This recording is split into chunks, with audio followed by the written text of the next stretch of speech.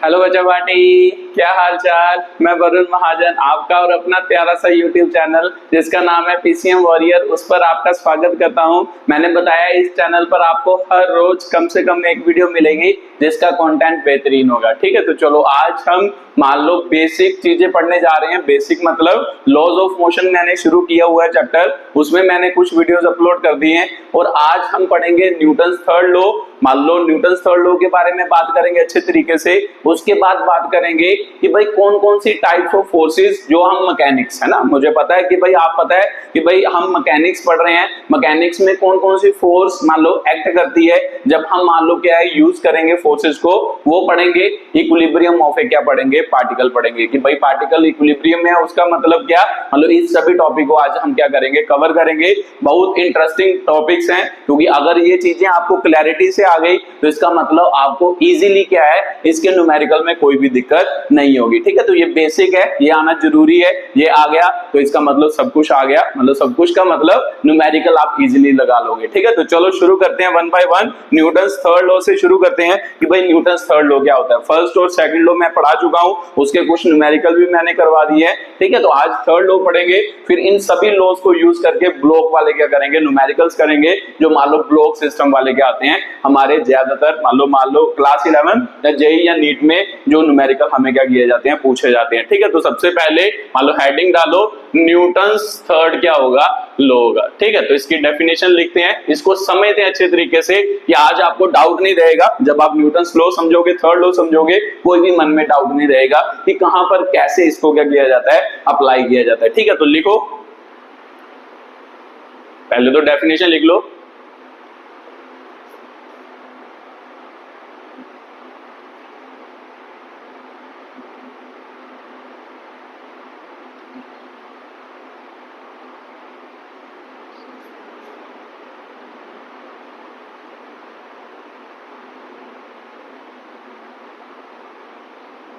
ठीक है, तो ये आपका मान लो स्टेटमेंट है, ये आपने छोटी क्लासेस में भी पढ़ी होगी, बड़ी बार पढ़ी होगी कि क्या मान लो न्यूटन थर्ड लॉ क्या कहता है, हर एक एक्शन के लिए हमेशा एक उल्टी डायरेक्शन में क्या होती है, रिएक्शन होती है। क्या बोल रहे हो, ध्यान से पहले स्टेटमेंट पढ़ो। It states that to every action there is always equal and opposite क्या होता है, रिएक्शन होता है। क्या मतलब सर इसका, एक्शन और रिएक्शन, ये एक्चुअल में फोर्स की क्या कर रहे हैं, बात कर रहे हैं। जैसे एग्जांपल के तौर पर आप मान लो एक बॉल लो, है ना, एक बॉल लो, बॉल को दीवार पे क्या करो, मान लो स्ट्राइक कराओ। जब बॉल दीवार पे जाके मतलब टकराती है तो सिंपल सी बात है कि भाई जब बॉल मतलब दीवार पर स्ट्राइक की, उसने उस पर कुछ ना कुछ फोर्स लगाई होगी, उसे हम क्या कह देते हैं, एक्शन कह देते हैं। मतलब एग्जांपल के तौर पर उसे हम क्या कह देते हैं, एक्शन। तो इसका मतलब अगर बॉल ने दीवार के ऊपर फोर्स लगाई, उसे हमने एक्शन किया, तो उन्होंने क्या बोला, देखो मान लो to every action there is always equal and opposite क्या होगा, रिएक्शन। तो इसका मतलब अगर बॉल ने दीवार के ऊपर फोर्स लगाई तो इसका मतलब दीवार जो होगी, मतलब जो दीवार के ऊपर फोर्स लग रही है, जो दीवार होगी वो उतनी ही फोर्स बॉल के ऊपर भी लगाएगा, बट उसकी डायरेक्शन क्या होगी, ऑपोजिट। तो जो मतलब दीवार ने बॉल के ऊपर फोर्स लगाई उसे हम क्या कहते हैं, रिएक्शन कहते हैं। अकॉर्डिंग टू दिस क्या होगा, लैंग्वेज होगा। तो सिंपल सी बात है कि भाई बॉल ने दीवार के ऊपर फोर्स लगाई, उसे हमने एक्शन कह दिया, और दीवार ने बॉल के ऊपर जो फोर्स लगाई वो भी उतनी ही फोर्स लगाएगा जितनी बॉल ने दीवार के ऊपर फोर्स लगाई। दीवार भी बॉल के ऊपर उतनी ही फोर्स लगाएगी, बट उसकी डायरेक्शन क्या होगी, ऑपोजिट होगी। तो उसे हमने क्या कहा, रिएक्शन। तो ये आपकी क्या है, डेफिनेशन है कि जब भी कभी दो फोर्सेस है ना, जब भी कभी दो बॉडी एक दूसरे के मान लो क्या आती है, मान लो कांटेक्ट में आती है या एक दूसरे से इंटरेक्ट करती है, तो वो जब फोर्सेस लगाती हैं वो हमेशा एक बॉडी जितनी दूसरी बॉडी पर फोर्स लगाएगी, जिसे हम एक्शन कह देंगे, तो दूसरी बॉडी पहली बॉडी पर भी उतनी ही क्या लगाएगी, फोर्स लगा देगी, उसे हम क्या कहते हैं, रिएक्शन कहते हैं। तो इसका मतलब जो मान लो फोर्सेस होती हैं वो हमेशा क्या करती हैं, पेयर्स में क्या करती हैं,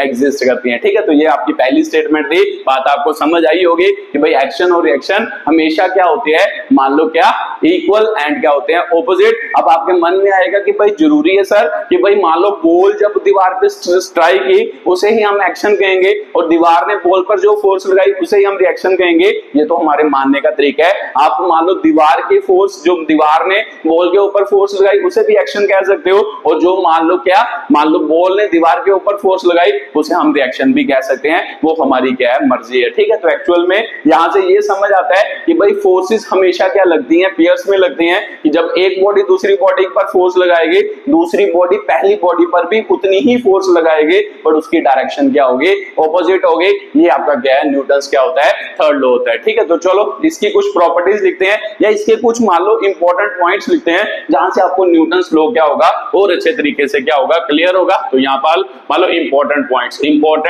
लिख लो यहाँ पे, मान लो जिसकी हम क्या करने जा रहे हैं बात। तो ये एक्शन रिएक्शन से आपको ये बात तो समझ आ गई कि भाई जो फोर्स होती है वो हमेशा पेयर में क्या करती है, एग्जिस्ट करती है। तो लिख लो पहला पॉइंट फोर्सेस, ये फर्स्ट पॉइंट है, forces always exist in pairs.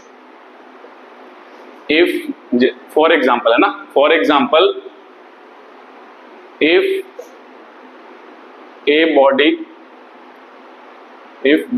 body B exert a force on A and the body A will also exert same force on क्या होगा, B, हाँ on B, but its direction is opposite। ठीक है, तो ये मान लो क्या है कि भाई मान लो पहली इंपॉर्टेंट बात है कि भाई फोर्सेस जो होती है वो हमेशा पेयर में एग्जिस्ट करती है। अगर एक बॉडी दूसरी बॉडी पर कोई फोर्स लगाएगी, दूसरी बॉडी पहली बॉडी पर भी उतनी ही फोर्स लगाएगी जितनी पहली बॉडी ने दूसरी बॉडी पर क्या लगाई है, फोर्स लगाई है। जैसे एग्जांपल के तौर पर यहाँ में मैंने क्या लिखा, if body B exert a force on A, मान लो बी जो है वो ए पर फोर्स लगाती है, तो जब बी ए पर फोर्स लगाती है उसे हम कैसे लिखते हैं, मान लो एफ ए बी। इसका मतलब क्या है, बी ने ए पर क्या लगाई, फोर्स लगाई। उन्होंने कहा कि भाई जब बी ए पर फोर्स लगाएगी उतनी ही सेम टू सेम फोर्स, उतनी ही सेम टू सेम फोर्स मतलब जितना इसका मैग्नीट्यूड है, वेक्टर है, जितना इसका मैग्नीट्यूड है उतना ही दूसरी फोर्स का भी क्या होगा, मैग्नीट्यूड होगा। तो दूसरी फोर्स मतलब मान लो अगर बी ने ए पर फोर्स लगाई तो ए भी तो बी पर फोर्स लगाएगा। तो सिंपल सी बात है सर, उसको ऐसे लिख लेंगे कि भाई ए ने बी पर फोर्स लगाई, दोनों का मैग्नीट्यूड तो सेम होगा, दोनों की वैल्यू तो सेम होगी, बट दोनों की डायरेक्शन क्या होगी, ऑपोजिट होगी। तो इसका मतलब अगर मान लो ये इस डायरेक्शन में है तो दूसरी क्या होगी, इस डायरेक्शन में क्या करेगी, एक्ट करेगी। तो इसका मतलब ये आपका क्या है, न्यूटन्स थर्ड लॉ की क्या है, डेफिनेशन है। ठीक है, तो ये मान लो क्या है, आपका इंपॉर्टेंट पॉइंट है, न्यूटन मान लो क्या है, थर्ड लॉ का, जहां से आपको समझ आया होगा कि जब एक बॉडी दूसरी बॉडी पर फोर्स लगाएगी और दूसरी बॉडी पहली बॉडी पर भी उतनी ही फोर्स लगाएगी, वैल्यू मैग्नीट्यूड वाइज बात करें तो वैल्यू सेम है। तो मैंने बताया कि भाई नेगेटिव साइन वेक्टर में हमेशा किसको शो करता है, डायरेक्शन को क्या करता है, शो करता है। तो इसका मतलब ये डायरेक्शन को शो कर रहा है। अगर जितनी फोर्स बी ने ए पर जितनी फोर्स लगाई, ए ने बी पर भी उतनी ही फोर्स लगाई, बट उसकी डायरेक्शन क्या है, ऑपोजिट क्या है, डायरेक्शन है। ठीक है, तो ये आपका क्या है, दूसरा पॉइंट है, दूसरा इंपॉर्टेंट पॉइंट है। मान लो ये इंपॉर्टेंट क्या है, बात है। ठीक है, तो चलो इसके बाद दूसरे पॉइंट की बात करते हैं कि भाई forces of action and reaction, forces of action and reaction act always on two different bodies. तो ये भी आपको बात समझ आ रही होगी कि भाई जो एक्चुअल में जो फोर्स लग रही है ना, जो फोर्स ऑफ एक्शन, एक्शन का मतलब जैसे मैंने एग्जांपल समझाई, जिसकी बात करें एक्शन का मतलब मान लो बी ने ए के ऊपर फोर्स लगाई, इसे हम एक्शन कह देते हैं। तो रिएक्शन, रिएक्शन का मतलब जब मान लो क्या है, जब बी ने ए पर फोर्स लगाई तो ए ने बी पर भी उतनी ही क्या लगाई, फोर्स लगाई। तो देखो ध्यान से, एक्चुअल में जब एक्शन हुआ, मान लो बी ने ए पर फोर्स लगाई तो फिर ए ने बी पर भी उतनी ही फोर्स लगाई। तो एक्चुअल में दो बॉडी में नहीं हो रहा action reaction,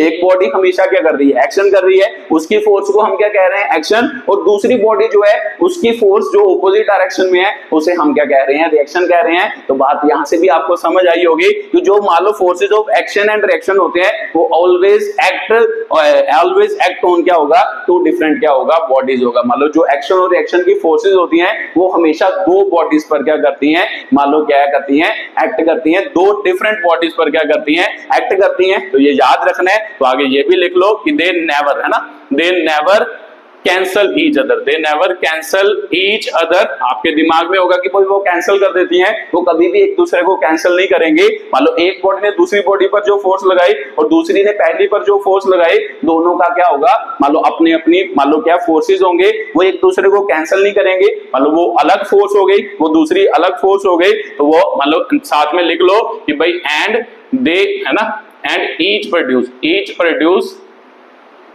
its own effect.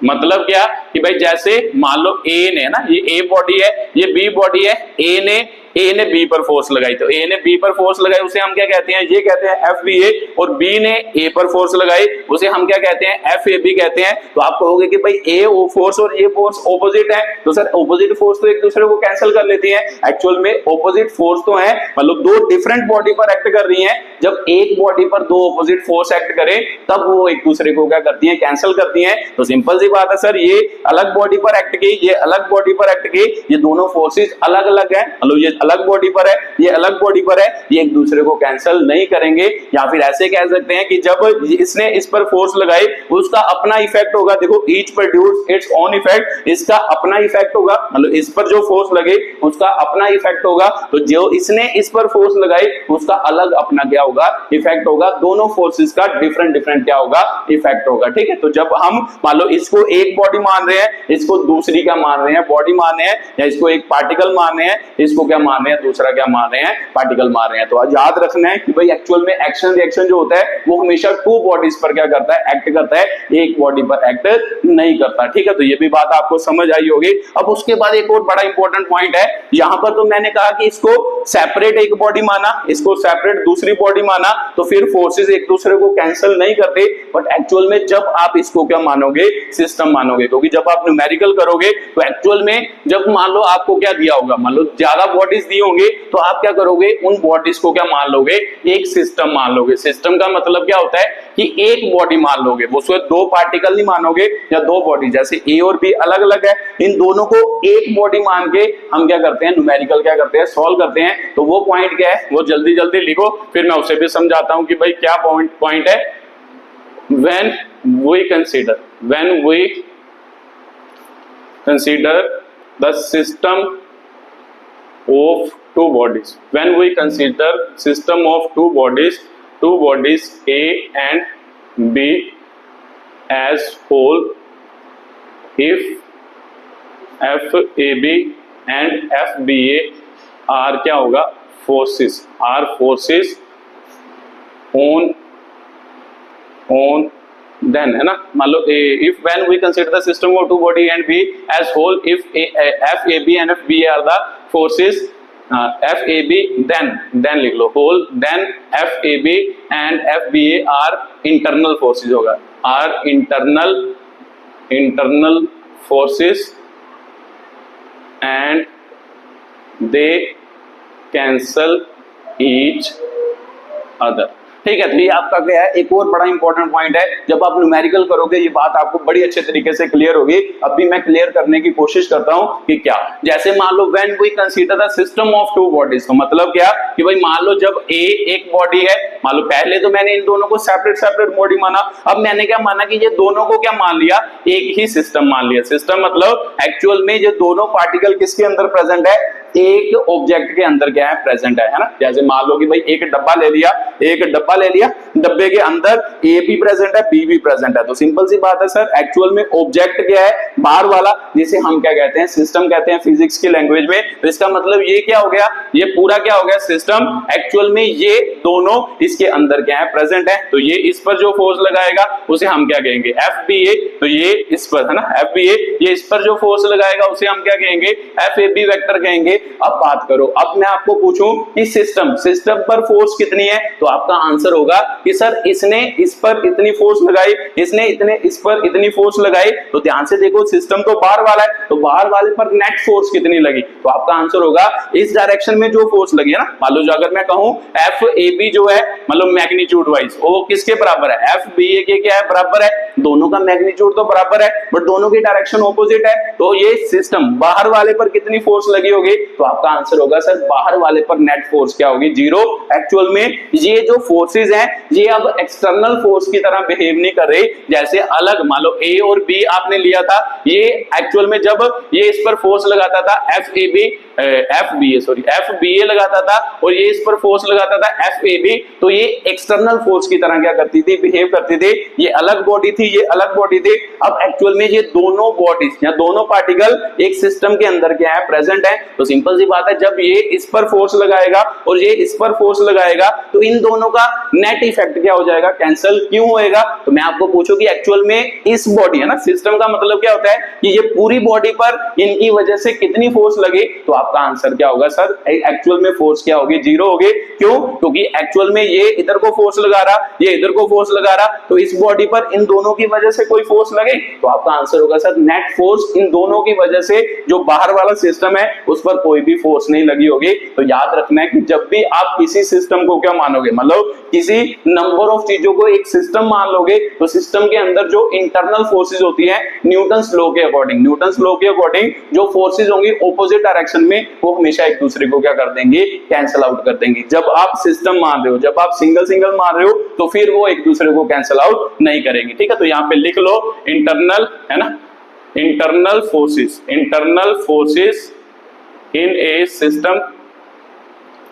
System cancel out in pair, cancel out in क्या होगा, पेयर होगा। ठीक है, तो पेयर में एक दूसरे को क्या करती हैं, कैंसिल आउट करती हैं। इंटरनल फोर्सेज जो होती हैं वो सिस्टम में एक दूसरे को पेयर में क्या करती हैं, कैंसिल आउट करती हैं। ये बात भी आपको क्लियर हुई होगी। जब आप मान लो टू बॉडीज को, मान लो या जब नंबर ऑफ बॉडी को एज ए सिस्टम मान के चलोगे, उसके अंदर जो भी न्यूटन्स लॉ के अकॉर्डिंग फोर्सेज लग रही हैं एक मतलब ऑपोजिट डायरेक्शन में, वो हमेशा एक दूसरे को क्या कर देंगे, कैंसिल आउट कर देंगे। बट अगर आप दोनों बॉडी को सेपरेट लेके चल रहे हो, फिर वो एक दूसरे को कैंसिल आउट नहीं करेंगे। उसका अलग इफेक्ट होगा पहली बॉडी पर, दूसरी फोर्स का अलग इफेक्ट होगा दूसरी बॉडी पर। ठीक है, तो बात आपको क्लियर हुई होगी। ये भी बहुत इंपॉर्टेंट है, न्यूमेरिकल में हम इसे क्या करेंगे, यूज करेंगे। ठीक है, तो लास्ट मान लो पॉइंट लिख लेते हैं एक और न्यूटन्स थर्ड लॉ का, कि एक्चुअल में जब मैंने आपको मान लो फर्स्ट लॉ पढ़ाया था, तो मैंने बताया था कि भाई जो फर्स्ट लॉ होता है वो क्या बताता है, वो आपको बताता है कि भाई फोर्स, है ना, फोर्स की डेफिनेशन बताता है कि भाई फोर्स का मतलब क्या होता है। न्यूटन फर्स्ट लॉ यही बताता था। सेकंड लॉ क्या बताता था, सेकंड लॉ बताता था कि कैसे हम फोर्स की वैल्यू को कर सकते हैं, निकाल सकते हैं। जैसे F इज इक्वल टू क्या होता है,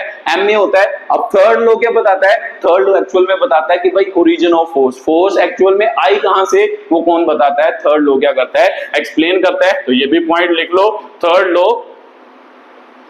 law tells the origin of क्या होगा, फोर्स होगा। ठीक है, तो फर्स्ट लॉ हमें क्या बताता है, हमेशा मतलब डेफिनेशन ऑफ फोर्स बताता है कि भाई फोर्स क्या है। सेकंड लॉ क्या बताता है कि भाई फोर्स कितनी होगी, मतलब जब आप फोर्स लगा रहे हो उसकी कितनी वैल्यू होगी, है ना, वैल्यू कितनी होगी, वो सेकंड लॉ बताता है। और थर्ड लॉ बताता है कि भाई एक्चुअल में फोर्स का ओरिजिन क्या है, फोर्स आई कहां से है, वो हमें कौन बताता है, थर्ड लॉ बताता है। तो यही तो है। जैसे मान लो एग्जांपल के तौर पे मैं बोल रहा हूं कि जब मान लो ए बॉडी ने बी बॉडी पर फोर्स लगाई, तो इसका मतलब बी बॉडी पर फोर्स लगाने वाला ओरिजिन कौन सा है, मतलब एक्चुअल में वो फोर्स आई कहां से, ए बॉडी की वजह से इस पर क्या आई, फोर्स आई, या फिर बी बॉडी ए बॉडी पर फोर्स लगा रही है, ए बॉडी पर फोर्स का ओरिजिन कौन है, ओरिजिन कौन है, बी बॉडी। तो इसका मतलब हमेशा एक बॉडी दूसरी बॉडी पर फोर्स लगाती है और पहली बॉडी मतलब दूसरी बॉडी पहली बॉडी पर क्या लगाती है, उतनी ही फोर्स लगाती है ऑपोजिट डायरेक्शन में। तो थर्ड लॉ एक्चुअल में बताता है कि भाई फोर्स आई कहां से,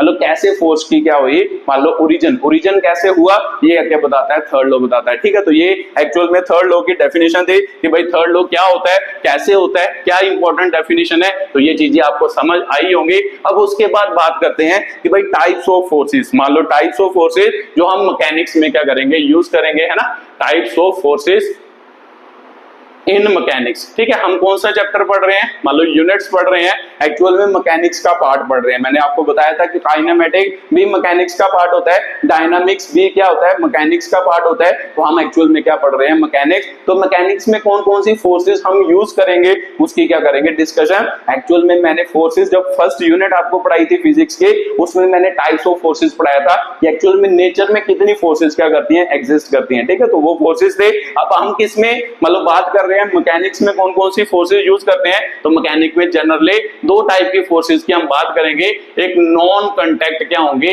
फोर्स होंगी, ठीक है। तो नॉन कांटेक्ट फोर्स की बात करेंगे कि नॉन कांटेक्ट फोर्स क्या होती है, तो इसके अंदर सबसे पहले हम किसकी बात करेंगे, मान लो वेट और ग्रेविटेशनल फोर्स की क्या करेंगे, बात करेंगे। भाई वेट या ग्रेविटेशनल फोर्स क्या होता है, इसकी क्या करेंगे डिस्कशन। तो इसकी ही हमें इसके मतलब अंदर जरूरत है कि भाई जो हम जब न्यूमेरिकल करेंगे तो ये वाली फोर्स की हमें बहुत ज्यादा क्या है जरूरत है। तो जल्दी जल्दी लिखो कि भाई वेट या ग्रेविटेशनल फोर्स क्या होता है, the force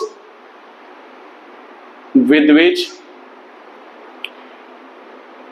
earth attract every body towards its center, ठीक है। ये वो वाली फोर्स है जो जिसकी मतलब ये वो वाली फोर्स है जो कौन लगाता है, अर्थ लगाती है।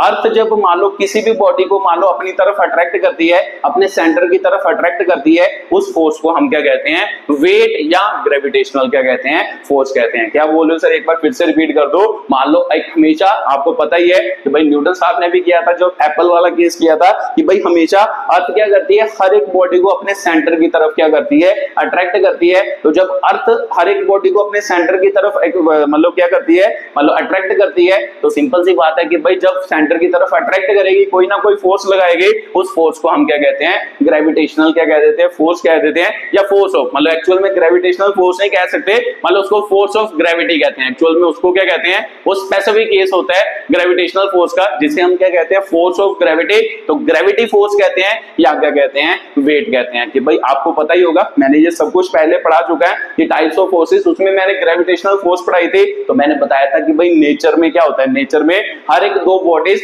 एक दूसरे को क्या कर रही हैं, अट्रैक्ट कर रही हैं, उसे हम क्या कहते हैं, ग्रेविटेशनल फोर्स कहते हैं। तो कितनी फोर्स से अट्रैक्ट करती थी, ये भी मैंने बताया था, Gm1 m2 अपॉन क्या होता है, r स्क्वायर से क्या कर रही हैं, अट्रैक्ट। मतलब आपस में जब हम अट्रैक्शन की बात करते हैं, उसे हम क्या कहते हैं, ग्रेविटेशनल फोर्स कहते हैं। तो ग्रेविटेशनल फोर्स का एक स्पेसिफिक केस होता है ना, एक क्या होता है, स्पेसिफिक केस होता है, जिसे हम क्या कहते हैं, ग्रेविटी। फोर्स ऑफ क्या कहते हैं, ग्रेविटी, या क्या कहते हैं, वेट, है ना। यहाँ पे ग्रेविटेशनल फोर्स ना लिखो, या फोर्स ऑफ ग्रेविटी लिख लो। फोर्स ऑफ क्या हो गया, ग्रेविटी हो गया। तो एक्चुअल में ग्रेविटेशनल फोर्स ऑफ ग्रेविटी, है ना। एक्चुअल में ग्रेविटेशनल फोर्स जो होता है वो हर एक बॉडी में, है ना, यूनिवर्स में कोई भी दो बॉडीज ले लो, उनके बीच एक फोर्स लग रही है, उसे हम क्या कहते हैं, फोर्स ऑफ ग्रेविटेशनल कहते हैं। तो एक्चुअल में जब उसका सब केस लें, सब केस मतलब फोर्स ऑफ ग्रेविटी लें, तो फोर्स ऑफ ग्रेविटी का मतलब क्या होता है कि जब अर्थ और, है ना, अर्थ एंड अदर बॉडी, मतलब जब मालूम हम स्पेसिफिक कर दें कि भाई जब अर्थ और उसी और बॉडी पर जो फोर्स लग रही है, उसे हम क्या कहते हैं, फोर्स ऑफ क्या कहते हैं, ग्रेविटी। तो ग्रेविटेशनल फोर्स मान लो एक क्या है, मतलब जो सभी बॉडीज के बीच यूनिवर्स में फोर्स लग रही है, उसको फोर्स ऑफ ग्रेविटेशनल कहते हैं। तो जब हम उसको स्पेसिफिक करें, अर्थ और एक बॉडी के बीच जो फोर्स लगती है, वो एक्चुअल में क्या होता है, इसका सब केस होता है, ग्रेविटेशनल फोर्स का सब केस होता है, उसे हम क्या कहते हैं, फोर्स ऑफ ग्रेविटी या क्या कहते हैं, वेट कहते हैं। तो सिंपल सी बात है सर, फोर्स ऑफ ग्रेविटी या वेट मेरे को समझ आ गया कि अर्थ हमेशा अपने सेंटर की तरफ हर एक बॉडी को अट्रैक्ट करेगी, वो कितनी फोर्स से करेगी, उस फोर्स को हम क्या कहते हैं, फोर्स ऑफ ग्रेविटी। और वेट, इसे हम क्या कहते हैं, नॉन कॉन्टैक्ट फोर्स। तो सिंपल सी बात है, नाम से क्लियर हो रहा है कि एक्चुअल में ये कॉन्टैक्ट की वजह से नहीं होगी, नॉन कॉन्टैक्ट की वजह से होती। कैसे मतलब, मान लो एग्जांपल के तौर पर अर्थ हो गया, तो यहाँ पे मान लो एक ऑब्जेक्ट है ना, ऊपर किसी हाइट पर ऑब्जेक्ट है, तो सिंपल सी बात है सर, ऑब्जेक्ट को हमेशा, ये ऑब्जेक्ट को हमेशा अर्थ अपने सेंटर की तरफ अट्रैक्ट करेगी। किससे करेगी, एक फोर्स से करेगी, जिसे हम क्या कहते हैं, फोर्स ऑफ ग्रेविटी। तो सिंपल सी बात है, यहाँ पर जो मान लो अर्थ अपने सेंटर की तरफ फोर्स लगा रही है, जिसे हम वेट ऑफ बॉडी भी कहते हैं, वो किसके बराबर होगा, mg के क्या होगा, बराबर। तो सर न्यूटन्स लॉ तो कहता है कि भाई फोर्सेस जो होती है वो हमेशा पेयर में लगती हैं। तो अगर मान लो इस ऑब्जेक्ट के ऊपर अर्थ जो है वो इतनी फोर्स लगा रही है, तो सेम टू सेम फोर्स अर्थ पर भी तो लगती होगी, उसकी उल्टी डायरेक्शन में। हाँ सही है, तो यही होता है एक्चुअल में। मान लो क्या होता है, जब मान लो अर्थ, मान लो इस बॉडी है ना, अर्थ जब इस बॉडी पर फोर्स लगा रही है F या W, मतलब फोर्स किसके बराबर लगाती है, इसके वेट के बराबर लगाती है, जिसकी वैल्यू mg होती है। तो सेम टू सेम फोर्स ये बॉडी अर्थ के ऊपर भी लगाती है, ऑपोजिट डायरेक्शन में, कितने, mg के बराबर क्या लगाती है, फोर्स लगाती है। तो फिर मान लो अर्थ का मास बहुत बड़ा होता है, इसीलिए वो फोर्स इसे महसूस नहीं होती, अर्थ को महसूस नहीं होती, बट एक्चुअल में इसे क्या होती है, महसूस होती है। बट सही है, एक्चुअल में फोर्सेस पेयर में लगती है। जितनी फोर्स मान लो अर्थ ने इस पर लगाई अपने सेंटर की तरफ, उतनी ही फोर्स यहां से उल्टी डायरेक्शन में भी क्या होती है, एक्सर्ट होती है, जो ये वाली बॉडी इस पर लगाएगी। तो ये आपका क्या बना, पेयर बना। ठीक है, तो एक्चुअल में ये याद रखना है, तो इसीलिए मैंने कॉन्टैक्ट शो नहीं किया। देखो ये अलग मान लो ऊपर शो की है, ये नीचे शो की है, तो ये एक नॉन कॉन्टैक्ट क्या है, फोर्स है, जिसकी हम क्या कर रहे थे बात। तो ये फोर्सेस बार बार क्या होगी आपकी यूज हो गई कि जब आप क्या करोगे मान लो न्यूमेरिकल्स करोगे तो ये फोर्स आपके बार बार क्या होगे, यूज होगे। ठीक है, तो सिंपल सी बात है, मान लो ये फोर्स को क्या कहते हैं, नॉन कॉन्टैक्ट क्या कहते हैं, फोर्स। नॉन कॉन्टैक्ट फोर्स और भी होती है, जैसे मान लो आपके इलेक्ट्रोस्टैटिक फोर्स होती है। ठीक है, इलेक्ट्रोस्टैटिक फोर्स होती है। उसके बाद मान लो तीसरी मान लो कह सकते हो मैग्नेटिक फोर्स होती है, मैग्नेटिक फोर्स होती है। इनकी बात हम नहीं करेंगे, ये एक्चुअल में मैंने आपको फर्स्ट यूनिट में समझाया था। मैकेनिक्स में जो फोर्स यूज करनी है वो ये वाली करनी है, तो इसके बारे में आपको पता चल गया कि जब भी कभी कोई बॉडी होगी, अर्थ हमेशा उस बॉडी को अपने सेंटर की तरफ अट्रैक्ट करेगा, कितनी फोर्स से, mg फोर्स से क्या करेगा, अट्रैक्ट करेगा। ठीक है, तो इलेक्ट्रोस्टैटिक क्या होती है, मैग्नेटिक फोर्स। एक्चुअल में ये +2 का पार्ट है, +2 में जाके क्या करेंगे, इसको स्टडी करेंगे। ठीक है, तो मैकेनिक्स के लिए सिर्फ ये फोर्स की जरूरत है, जिसकी मैंने क्या की है, बात की है। तो ये बात आपको समझ आई होगी। उसके बाद बात आती है कि भाई contact force, non contact force तो समझ आ गया। उसके बाद बात आती है कि भाई कॉन्टैक्ट फोर्स। ठीक है, दूसरी कौन सी होती है मैकेनिक्स में, कॉन्टैक्ट क्या होती है, फोर्स। अब इसकी क्या करते हैं, बात करते हैं। तो नाम से क्लियर हो रहा है कि जब कॉन्टैक्ट मान लो कॉन्टैक्ट होगा, तो लिख लो पहले कि भाई व्हेन, है ना, when two bodies are in क्या होगा, contact, are in contact with each other, they exert, है ना, they exert force on each other are called contact force. ठीक है, जब भी दो बॉडी एक दूसरे के कांटेक्ट में होगी, वो हमेशा एक दूसरे पर क्या करेंगे, फोर्स एक्सर्ट करेंगे। जैसे न्यूटन लॉ के अकॉर्डिंग पहली बॉडी दूसरी बॉडी पर फोर्स मतलब एक्सर्ट करेगी जब वो कांटेक्ट में होगी, और दूसरी बॉडी पहली बॉडी पर भी उतनी ही फोर्स एक्सर्ट करेगी, बट उसकी डायरेक्शन क्या होगी, ऑपोजिट। उसे हम क्या कहते हैं, कॉन्टैक्ट क्या कहते हैं, फोर्स कहते हैं। ठीक है, तो पहली नॉन कॉन्टैक्ट फोर्स थी जो मैकेनिक्स में यूज करनी है, दूसरी कॉन्टैक्ट फोर्स। तो कॉन्टैक्ट फोर्स में सबसे पहली कौन सी, आपके नॉर्मल रिएक्शन या नॉर्मल फोर्स भी कहते हैं, या नॉर्मल रिएक्शन भी कहते हैं। ठीक है, तो नॉर्मल रिएक्शन या नॉर्मल क्या होगा, फोर्स होगा। अब इसकी बात करते हैं कि भाई ये कौन सी फोर्स होती है, नॉर्मल रिएक्शन या नॉर्मल फोर्स कौन सी होती है। आपको बात तो समझ आ गई। एक्चुअल में ये एक क्या है, कॉन्टैक्ट क्या है, फोर्स है। ये क्या है, कॉन्टैक्ट फोर्स है। कौन सी, नॉर्मल फोर्स या नॉर्मल क्या होता है, रिएक्शन। इसको जनरली मान लो n से भी लिखा जाता है, r से भी लिखा जाता है, कई जगह पर n पर लिखा होता है, कई जगह पर r से लिखा होता है। तो ये वाली फोर्स की क्या करते हैं, बात करते हैं। तो लिख लो, it is the component, it is the component of क्या होगा, force, component of contact force. It is the component of contact force, force perpendicular contact force in perpendicular direction and measure how strong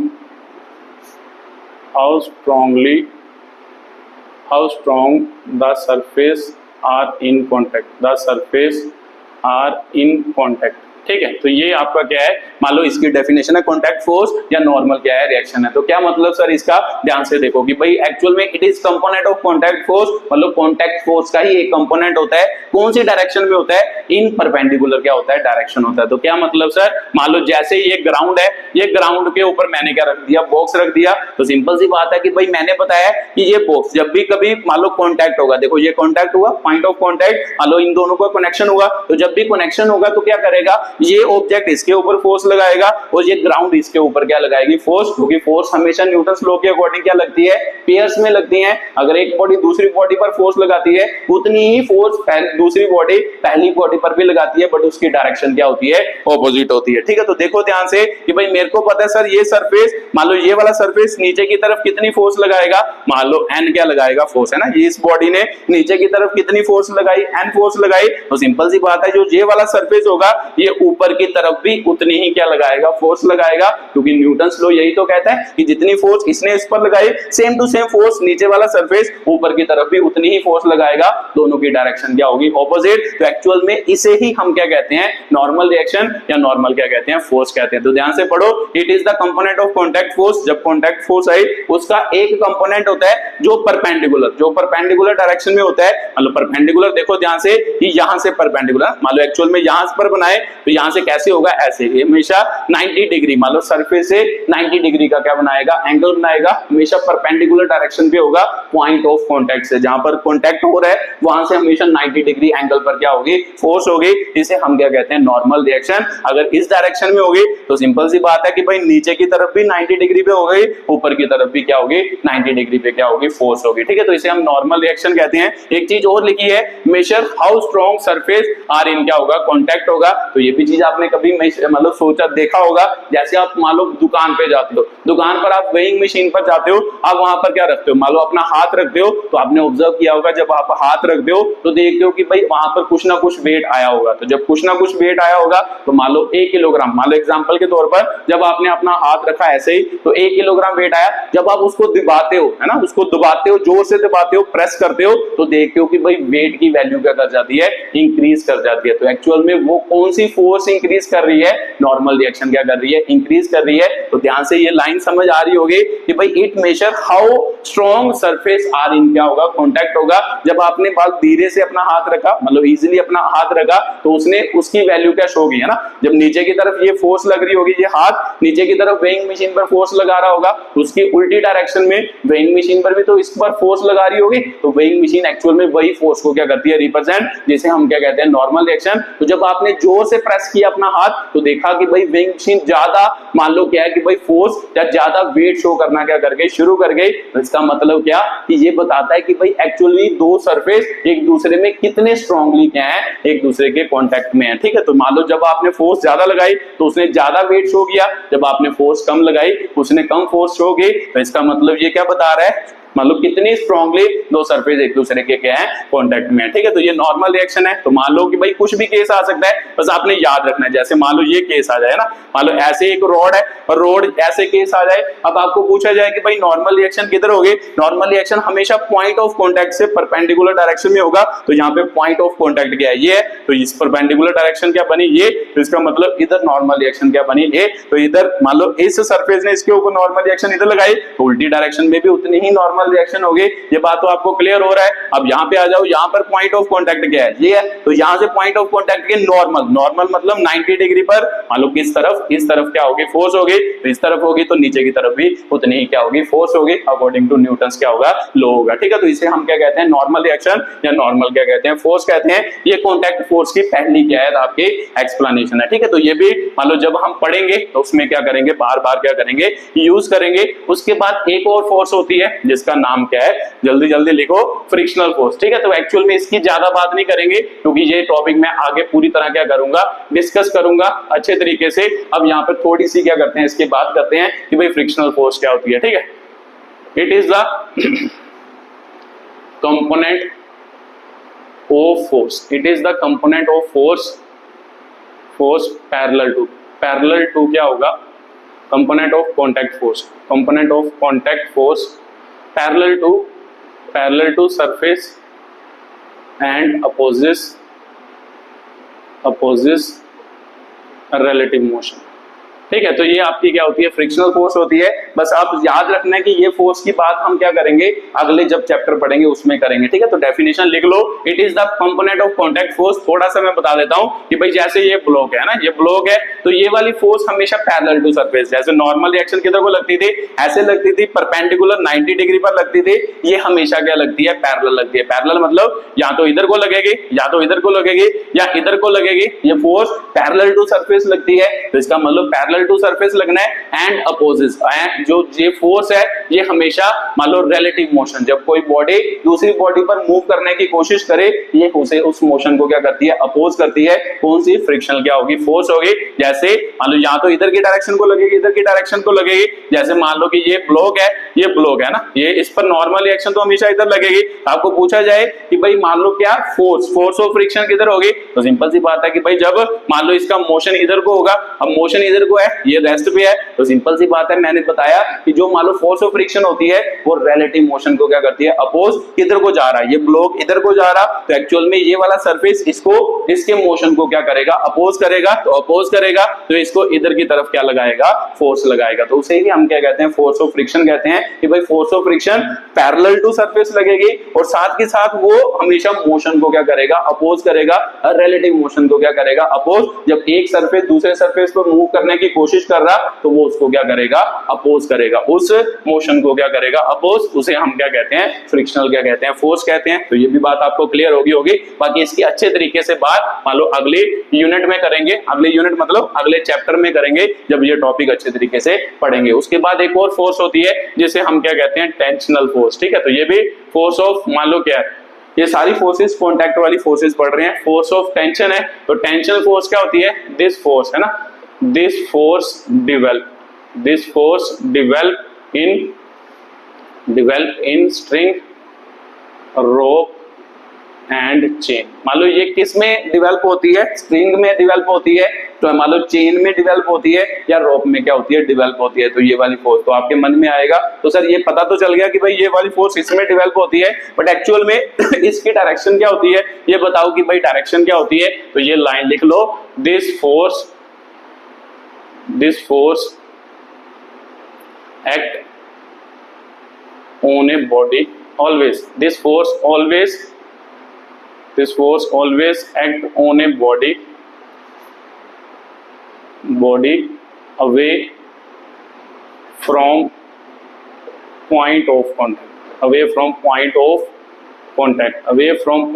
contact and मतलब away sorry, ठीक है, away मतलब क्या होगा, this force always act on a body away from point of क्या होगा, contact होगा, और टाइड एंड ऑफ ए क्या होगा, स्ट्रिंग होगा। ठीक है, तो ये आपकी क्या है, मान लो किसकी, टेंशनल फोर्स की क्या है बात है। ठीक है, तो मान लो क्या टेंशनल फोर्स क्या होती है, पहले तो ये पता होना चाहिए किसमें, स्ट्रिंग में, रोप में या चेन में डिवेल्प होती है, रस्सी में डिवेल्प होती है।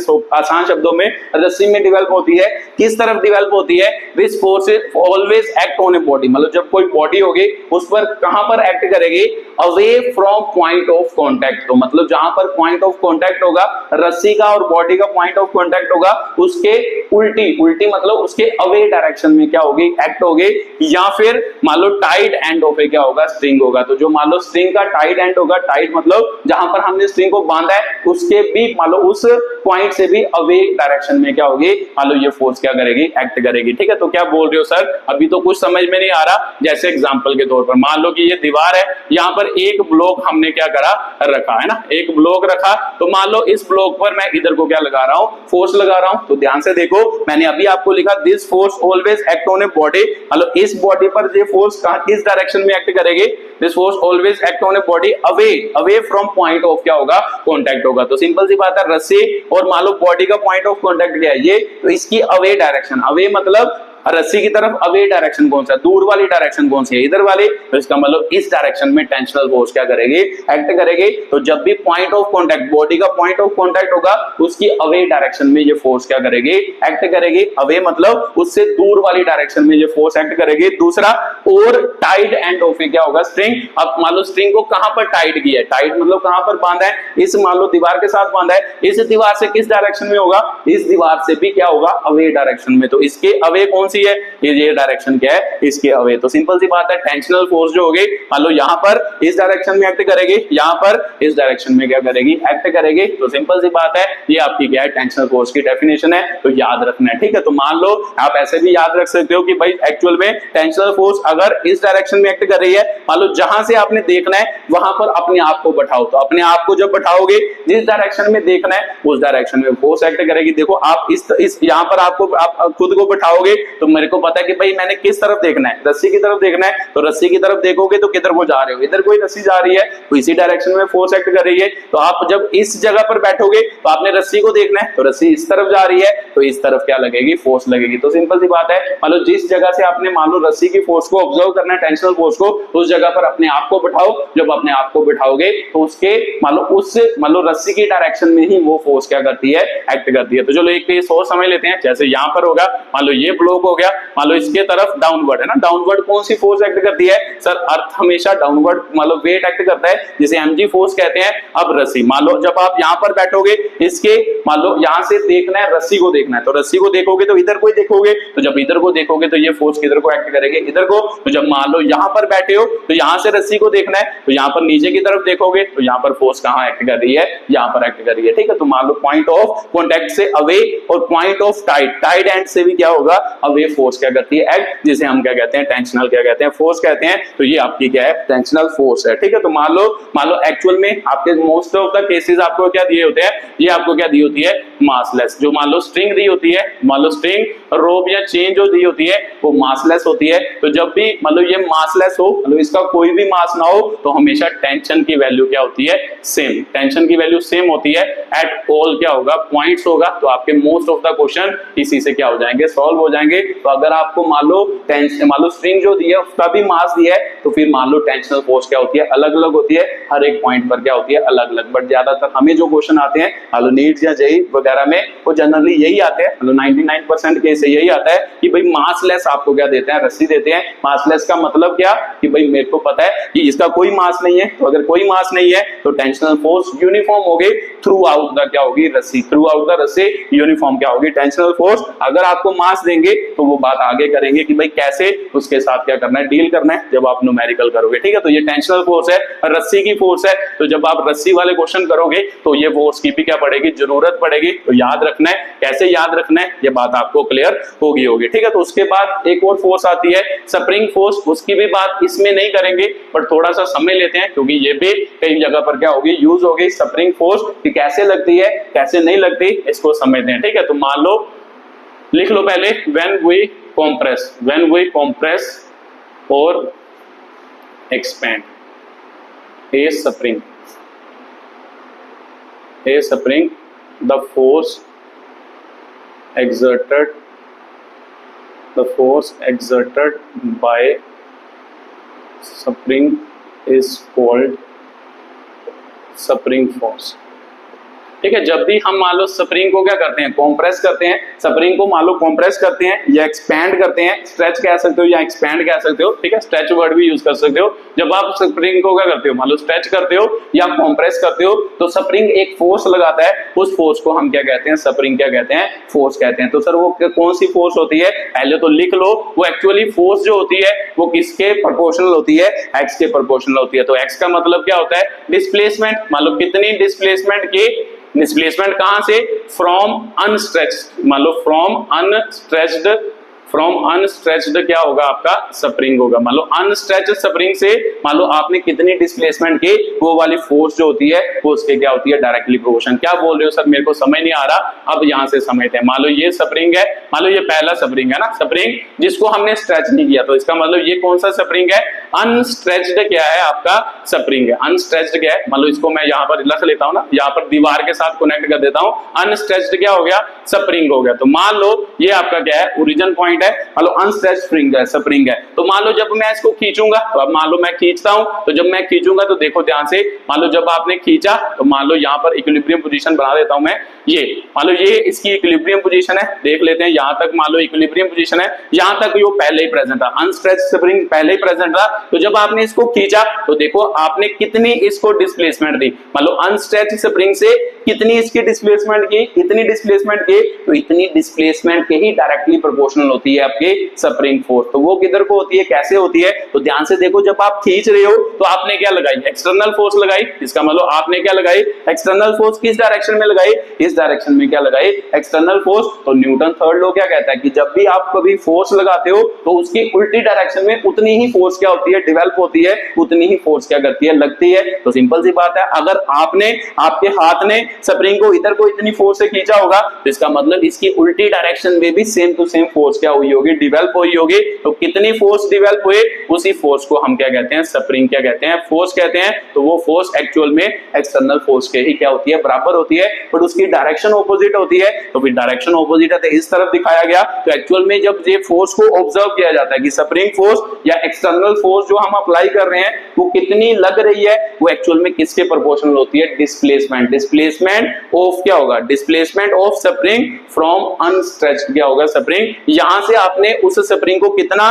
डिस्प्लेस किया है, एक्चुअल में ये एक्सटर्नल फोर्स या जो स्प्रिंग वाली फोर्स है वो उसके क्या होती है, प्रोपोर्शनल होती है। तो फिर आपको क्लियर हो ही गया होगा। तो जब प्रोपोर्शनैलिटी साइन हटाते हो तो कांस्टेंट लगता है के, तो सिंपल सी बात है, एसी डायरेक्ट इस डायरेक्शन को हम पॉजिटिव मानते हैं, इस डायरेक्शन को हम नेगेटिव मानते हैं, तो इधर साइन क्या होगा, नेगेटिव होगा। तो ठीक है, तो ये आपका क्या होता है, या वेक्टर ना लिखो तो चलो ऐसे लिख लो, मान लो स्प्रिंग फोर्स की वैल्यू क्या होती है, माइनस के एक्स होती है। तो ये फोर्स की क्या करती है वैल्यू, तो वो हमेशा किधर की तरफ लगती है, मान लो उल्टी, एक्सटर्नल फोर्स से उल्टी डायरेक्शन में क्या लगती है, फोर्स लगती है। कब लगती है, जब आप स्प्रिंग को क्या करते हो, स्ट्रेच करते हो। तो ये आपकी स्प्रिंग फोर्स की क्या है, डेफिनेशन है कि भाई स्प्रिंग फोर्स क्या होती है। ठीक है, तो भी बात आपको क्लियर होगी मतलब ये जनरली अभी हमने यूज नहीं करनी, जब हम मान लो आगे चलेंगे, आगे टॉपिक पढ़ेंगे वर्क वाले चैप्टर में, वहां पर यूज करेंगे। तो कुछ न्यूमेरिकल करेंगे, न्यूमेरिकल में भी ये चीज हम क्या करेंगे, यूज करेंगे ना। फिर ये भी आपको क्लियर होना चाहिए कि स्प्रिंग फोर्स कितनी होती है, वो एक्चुअल में F is equal to minus K X क्या होती है, बराबर। तो ये आपके डिफरेंट डिफरेंट फोर्सेज थे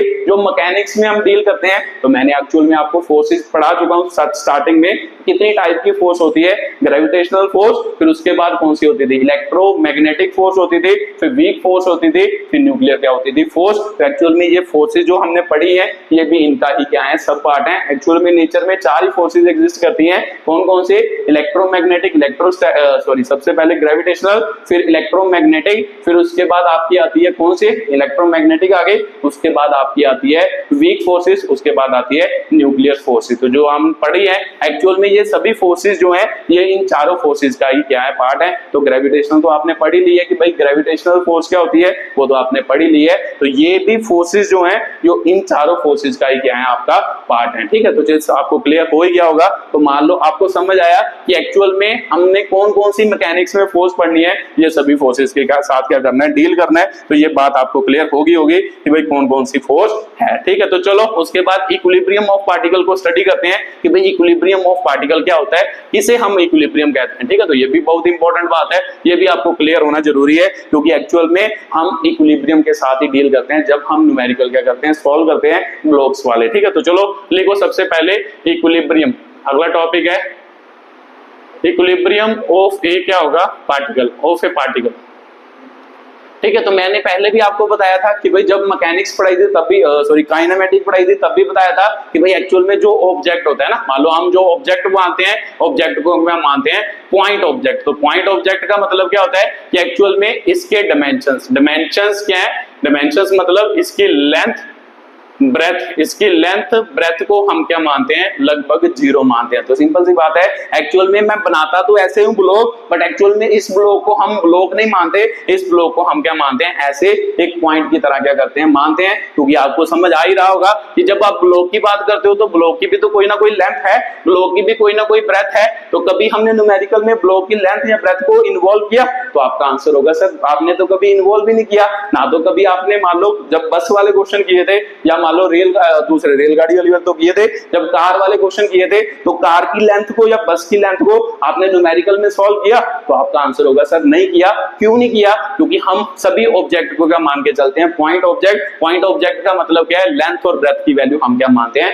0 मानते हैं। तो बनाते तो हम ऐसे हैं, बट एक्चुअल में ये ऑब्जेक्ट क्या है, इस तरह बिहेव कर रहा है, ऐसे क्या कर रहा है, बिहेव। तो इसका मतलब ये आपने समझना है, जो मैं आपको पढ़ा रहा हूं इक्विलिब्रियम ऑफ पार्टिकल, एक्चुअल में मान के चल रहा हूं कि भाई वो कौन सा पार्टिकल है, पॉइंट मास की तरह बिहेव करने वाला क्या है, पार्टिकल। उसके लिए मैं इक्विलिब्रियम आपको पढ़ाने जा रहा हूं। ठीक है, तो जल्दी जल्दी डेफिनेशन लिख लो। Particle is said to be, particle is said to be in equilibrium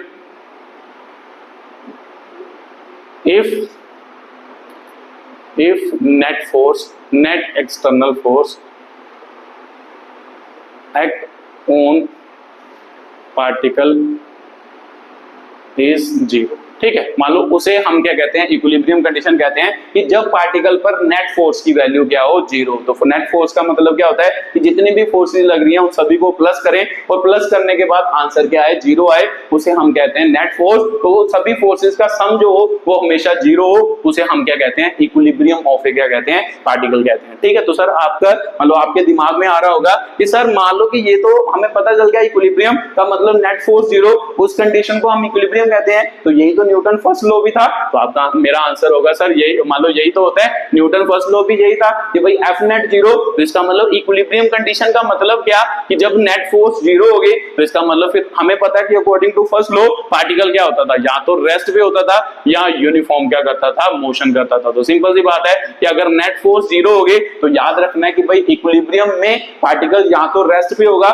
या वो क्या करता होगा, यूनिफॉर्म मोशन। यूनिफॉर्म मोशन का मतलब क्या, मान लो सेम स्पीड से क्या करता होगा, मूव करता होगा, सेम स्पीड से क्या करता होगा, मूव करता होगा, या सेम वेलोसिटी से क्या करता होगा, मूव करता होगा। सेम वेलोसिटी मतलब उसका मान लो वैल्यू, वेलोसिटी की वैल्यू और डायरेक्शन क्या रहेगी, सेम ही रहेगी जब उस पर नेट फोर्स क्या है, जीरो है। ठीक है, तो ये बात आपको क्लियर होगी। इसको हम कहते हैं इक्विलिब्रियम क्या कहते हैं, कंडीशन कहते हैं, क्योंकि जब आप क्वेश्चन सॉल्व करोगे तो आपको दिया होगा कि ये सिस्टम क्या है, इक्विलिब्रियम में है। तो इसका मतलब क्या होगा इक्विलिब्रियम का, इसका मतलब वो सिस्टम क्या है, रेस्ट पे है, तो सिस्टम मूव नहीं कर रहा। तो मूव नहीं करने का मतलब रेस्ट पे है, सॉरी इक्विलिब्रियम में है। तो इक्विलिब्रियम का मतलब अगर वो रेस्ट पे होगा तो वो रेस्ट पे ही रहेगा, अगर वो यूनिफॉर्म मोशन कर रहा है मतलब सिंपल जो कांस्टेंट स्पीड से मूव कर रहा है तो वो कांस्टेंट स्पीड से ही मूव करता रहेगा, उस पर उसका कोई भी असर नहीं होगा फोर्स का। ठीक है, तो ये बात आपको क्लियर होगी। अब वन बाय वन इसको स्टडी करते हैं कि भाई टू पार्टिकल वास्ते मान लो two particle in two forces, for two forces, मान लो टू फोर्सेस के लिए इक्विलिब्रियम को स्टडी करते हैं। तो मेरे को पता है कि भाई अगर दो फोर्सेस, मान लो एक पार्टिकल है, मान लो ये पार्टिकल है ना, ये ऑब्जेक्ट है ए, इस पर दो फोर्सेस एक्ट करते हो, तो अगर दो फोर्सेस एक्ट करते हो तो according to equilibrium of a particle मुझे पता है कि सर जितनी भी फोर्सेस एक्ट करते हैं उनका जो सम होना चाहिए वो हमेशा इक्वल टू क्या होना चाहिए, जीरो। तो जब एक पार्टिकल पर दो फोर्सेस एक्ट कर रही हैं, इनका सम इक्वल टू जीरो होगा, तो इसका मतलब ये पार्टिकल क्या होगा, इक्विलिब्रियम में होगा। तो सिंपल सी बात है, अगर ये बात मान लो ये इक्विलिब्रियम के कंडीशन है, तो इक्विलिब्रियम दो पार्टिकल पर, एक पार्टिकल पर अगर दो फोर्सेस लग रही हैं, उनके सम जो होगा वो किसके बराबर, जीरो के बराबर। तो यहां से क्या समझ आ रहा है, तो यहां से समझ आ रहा है कि भाई F1 वेक्टर जो होगा वो क्या होगा, F2 वेक्टर के क्या होगा, मान लो माइनस ऑफ क्या होगा, F2 वेक्टर। क्या मतलब, जब ये दोनों वैल्यू बराबर हो इसका मतलब क्या होता है कि भाई इस फोर्स का मैग्नीट्यूड और इस फोर्स का मैग्नीट्यूड बराबर होना चाहिए, बट दोनों की डायरेक्शन क्या होनी चाहिए, ऑपोजिट। मैंने आपको बार बार बताया कि भाई नेगेटिव साइन वेक्टर में क्या बताता है, डायरेक्शन को क्या करता है, बताता है। तो सिंपल सी बात है कि भाई पार्टिकल दो, मतलब एक पार्टिकल पर दो फोर्सेस लगती होंगी, वो इक्विलिब्रियम में कब होगा, जब मान लो कि भाई इधर को जो फोर्स लगती होगी और इधर को जो फोर्स लगती होगी, दोनों का मैग्नीट्यूड क्या होगा, बराबर होगा। तो इसका मतलब 5 न्यूटन लग रहा है, 5 न्यूटन लग रहा है, तो देखो मतलब मैग्नीट्यूड, एक्चुअल मतलब क्या है, इन दोनों का मैग्नीट्यूड बराबर होना चाहिए, डायरेक्शन ऑपोजिट। तो देखो ये इधर को लग रही है, ये इधर को लग रही है, डायरेक्शन ऑपोजिट, मैग्नीट्यूड बराबर। तो इसका मतलब ये वाला जो पार्टिकल होगा ये कहां होगा, इक्विलिब्रियम में क्या होगा, प्रेजेंट होगा। तो ये पार्टिकल किस में होगा, इक्विलिब्रियम कंडीशन में क्या होगा, प्रेजेंट होगा। उसके बाद अगला, मान लो ये बात आपको क्लियर हो गई, ऐसे भी हो सकता है, मान लो ये पार्टिकल है, इस तरफ फोर्स लग रही है मान लो 5 न्यूटन, इस तरफ लग रही है 5 न्यूटन। तो अब आपको पूछा जाए कि भाई पार्टिकल इक्विलिब्रियम में है, तो आपका आंसर होगा सर पार्टिकल इक्विलिब्रियम में ही है। क्यों, क्योंकि मार को पता है कि भाई क्या F1 vector is equal to F2 vector होना चाहिए, मतलब दोनों का मैग्नीट्यूड से, दोनों की डायरेक्शन क्या होनी चाहिए, ऑपोजिट। तो देखो ध्यान से, ऊपर की तरफ लग रहा है, मतलब ऊपर की तरफ 5 न्यूटन, नीचे की तरफ 5 न्यूटन, दोनों का मैग्नीट्यूड सेम, तो दोनों का क्या मतलब डायरेक्शन क्या, ऑपोजिट। तो इसका मतलब ये पार्टिकल क्या है, इक्विलिब्रियम में है। तो इक्विलिब्रियम मतलब अगर रेस्ट पे होगा तो रेस्ट पे रहेगा, अगर मान लो यूनिफॉर्म मोशन करता होगा तो यूनिफॉर्म मोशन ही करता रहेगा, उस पर उसका फोर्स का कोई भी इफेक्ट नहीं होगा। ठीक है, तो ये इक्विलिब्रियम कंडीशन है टू पार्टिकल का सिस्टम। तो दो पार्टिकल को इक्विलिब्रियम में रखना है, तो आपके दिमाग में क्लियर होना चाहिए कि जब भी एक फोर्स मान लो एक डायरेक्शन में लग रही है, उसकी उल्टी डायरेक्शन में उतनी ही फोर्स लगनी चाहिए, जिसका मैग्नीट्यूड तो बराबर होना चाहिए, बट उसकी डायरेक्शन उसके विद रिस्पेक्ट टू क्या होनी चाहिए, ऑपोजिट। ये टू पार्टिकल सिस्टम का इक्विलिब्रियम कंडीशन है। ठीक है, तो चलो थ्री पार्टिकल सिस्टम की इक्विलिब्रियम कंडीशन एक्सप्लेन करते हैं। इसके लिए एक डेफिनेशन आती है जिसे हम क्या कहते हैं, कॉन्करेंट क्या कहते हैं, फोर्सेस कहते हैं, कॉन्करेंट फोर्सेस। ठीक है, इसकी भी बात कर लेते हैं कि भाई कॉन्करेंट फोर्सेस, द फोर्सेस है ना, ये डेफिनेशन भी लिख लेना, the forces act at a point है ना, the forces number of forces, number of forces acting eight same point, acting at A same point, उसे क्या कहते हैं, कॉन्करेंट फोर्सेस कहते हैं। कि जो फोर्सेस मतलब सेम पॉइंट पे एक्ट करती हो, number of forces same point पे एक्ट करती हो, उसे हम क्या कहते हैं, कॉन्करेंट क्या कहते हैं, फोर्सेस कहते हैं। ये कॉन्करेंट फोर्सेस की डेफिनेशन है। तो मेरे को पता लग गया कि भाई दो का तो पता लग गया। अब मान लो थ्री फोर्सेस की कंडीशन लेते हैं कि जब थ्री फोर्सेस लगती हो, मान लो तब पार्टिकल कैसे क्या होगा, इक्विलिब्रियम होगा। तो सर मेरे को पता है इक्विलिब्रियम का मतलब क्या होता है कि भाई पहली फोर्स प्लस दूसरी फोर्स प्लस तीसरी फोर्स, इन तीनों का सम इक्वल टू क्या होना चाहिए, जीरो होना चाहिए। तो इन तीनों का सम इक्वल टू जीरो का मतलब क्या है ना, इक्विलिब्रियम का मतलब तो यही है कि भाई नेट फोर्स जीरो। तो नेट फोर्स जीरो का मतलब होता है कि जितनी भी फोर्सेस लग रही हैं उन सभी का वेक्टर सम इक्वल टू क्या होना चाहिए, जीरो होना चाहिए। उन सभी का सम इक्वल टू जीरो। तो ध्यान से देखो यहां से क्या समझ आ रहा है कि कब वो पार्टिकल इक्विलिब्रियम में होगा, जब F1 plus F2 vector minus of F3 vector के क्या होगा, बराबर होगा। क्या मतलब सर, अब जब इन दोनों को ऐड करोगे, तो इन दोनों को ऐड करने के बाद मेरे को पता है कि भाई वेक्टर को जब ऐड करते हैं तो वेक्टर लो के अकॉर्डिंग ऐड करते हैं। तो जब इन दोनों को वेक्टर लो के अकॉर्डिंग ऐड करोगे, इन दोनों का कोई ना कोई रिजल्टेंट वेक्टर आएगा। तो जो रिजल्टेंट वेक्टर आएगा उसका मैग्नीट्यूड और इसका मैग्नीट्यूड क्या होना चाहिए, बराबर, बट डायरेक्शन क्या होनी चाहिए, ऑपोजिट होनी चाहिए। तो आपको यहां से फील आ रहा होगा कि एक्चुअल में थ्री पार्टिकल सिस्टम कब इक्विलिब्रियम में होता है, तब इक्विलिब्रियम में होता है कि जब दो फोर्सेस एक्ट करती हो, उन दोनों का जो रिजल्टेंट आए, उन दोनों फोर्सेस का जो रिजल्टेंट आए उसका मैग्नीट्यूड और दूसरी तीसरी फोर्स जो बची उसका मैग्नीट्यूड बराबर होगा, बट उन दोनों की डायरेक्शन क्या होगी, ऑपोजिट होगी। उसे हम क्या कहते हैं, थ्री फोर्सेस का क्या कहते हैं, इक्विलिब्रियम। तो ध्यान से देखो कि भाई पहले तो दो फोर्सेस बनाओ, जैसे मान लो F1 और F2। मान लो मैं इधर बनाता हूं F1 बना देता हूं, इधर क्या बना देता हूं F2। तो अकॉर्डिंग टू मेरे को पता है कि भाई जब दो फोर्सेस सेम पॉइंट से एक्ट करती हो, उन दोनों का जो रिजल्टेंट होता है उनका डायगोनल है ना, दो साइड ऑफ पैरेललोग्राम को रिप्रेजेंट करती हो, तो इसका रिजल्टेंट क्या होगा, ये होगा। तो ये कौन सा है सर, F3 है। तो ये इनका सॉरी F3 नहीं होगा, मान लो F डैश होगा, मान लो F डैश होगा। मान लो इन दोनों का जो रिजल्टेंट आया अकॉर्डिंग टू पैरेललोग्राम लो, वो क्या आया, F डैश आया, जो इन दोनों के क्या होगा, बीच होगा और सेम पॉइंट से एक्ट करता होगा, जो इनका डायगोनल होगा। तो सिंपल सी बात है, मान लो अगर इसको F डैश लिखा तो मेरे को पता है कि भाई ये किसके बराबर बना है, इसके बराबर। इसका मतलब क्या,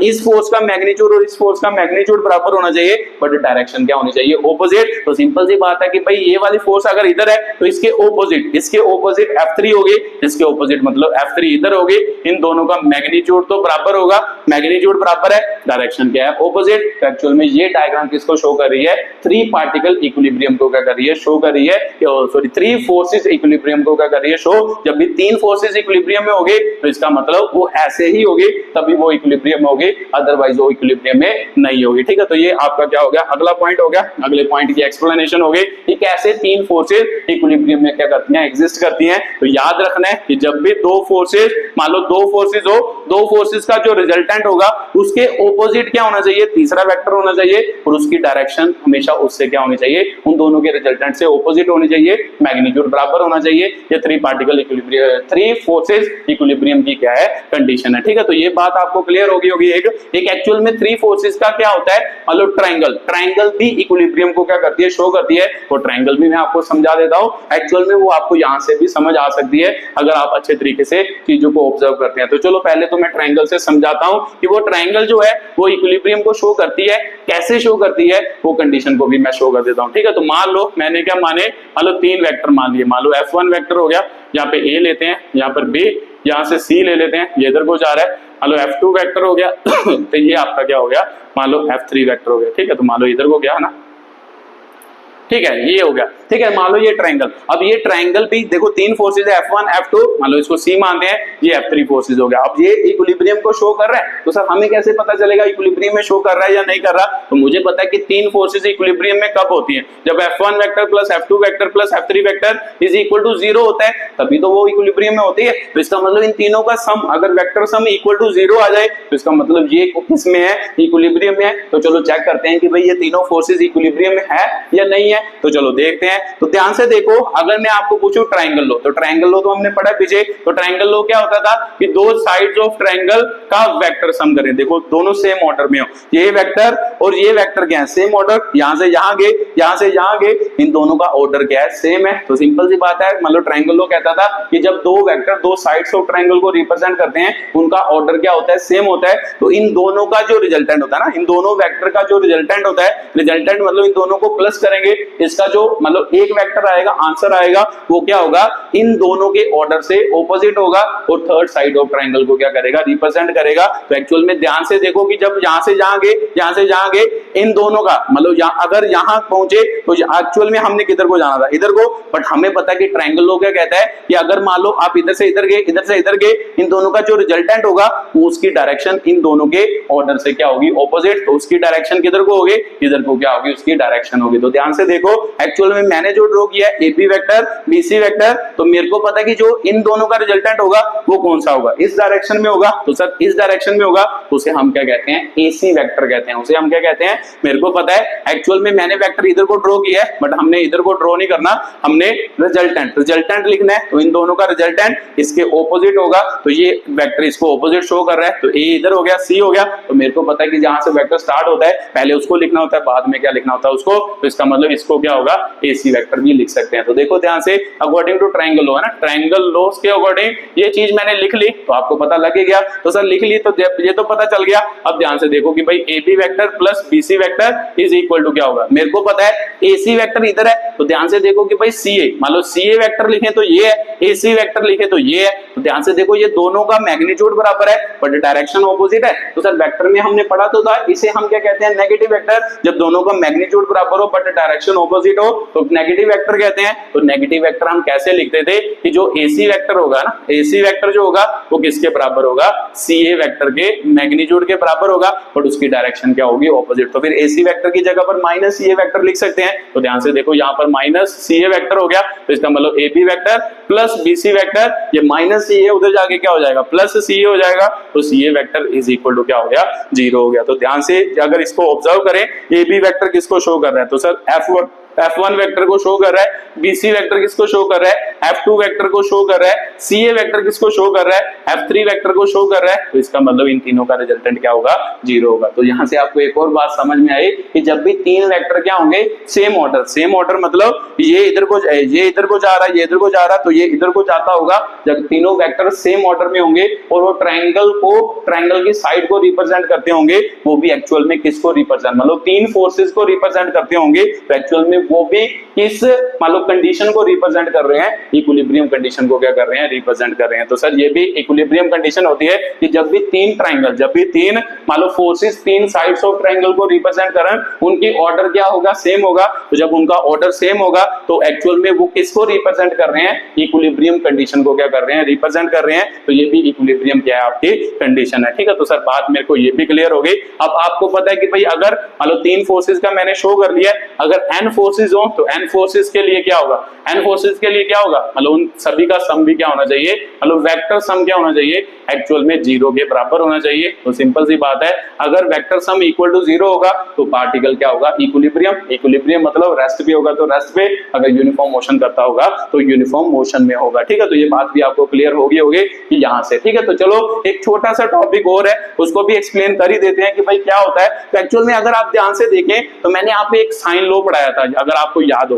ठीक है, एक साइन लॉ पढ़ाया था। तो साइन लॉ में हमने यहाँ पे एंगल माने थे, यहाँ पे एंगल मतलब तीन ट्रायंगल के मान लो वेक्टर शो किए थे। ये भी देखो तीन वेक्टर है, यहाँ पर अगर अल्फा मान ले, यहाँ पर बीटा मान ले, यहाँ पर गामा मान ले। तो जब हमने माना था तो साइन लॉ के अकॉर्डिंग आपको अगर याद हो तो इस मतलब जो वेक्टर होता है ना, वेक्टर के ऑपोजिट जो हम साइन एंगल लेते हैं उसकी रेशो, दूसरे वेक्टर के ऑपोजिट जो साइन एंगल लेते हैं उसकी रेशो, तीसरे वेक्टर के ऑपोजिट जो साइन एंगल लेते हैं उनकी रेशो क्या होती है, सेम होती है, अकॉर्डिंग टू क्या होता था, साइन लॉ। तो ये आपको याद ही होगा, तो लिख लो ध्यान से कि भाई साइन लॉ के अकॉर्डिंग है ना, साइन लॉ के अकॉर्डिंग क्या होता था कि सर मान लो पहला वेक्टर, जैसे मान लो F1 वेक्टर, तो F1 वेक्टर किसके बराबर होगा, F1 वेक्टर किसके बराबर, साइन ऑफ ऑपोजिट एंगल। तो इससे वेक्टर के ऑपोजिट कौन है, ये है। तो सिंपल सी बात है, यहाँ पे क्या आएगा, साइन अल्फा आ जाएगा। तो F2 वेक्टर जो होगा यहाँ पे according to sign law F2 ये है, इसके ऑपोजिट क्या है, यहाँ पे साइन क्या होगा, सॉरी ये गामा था, है ना। F1 वेक्टर के ऑपोजिट साइन गामा था, इसके ऑपोजिट क्या है, साइन अल्फा हो गया, इसके ऑपोजिट। अब तीसरा कौन है,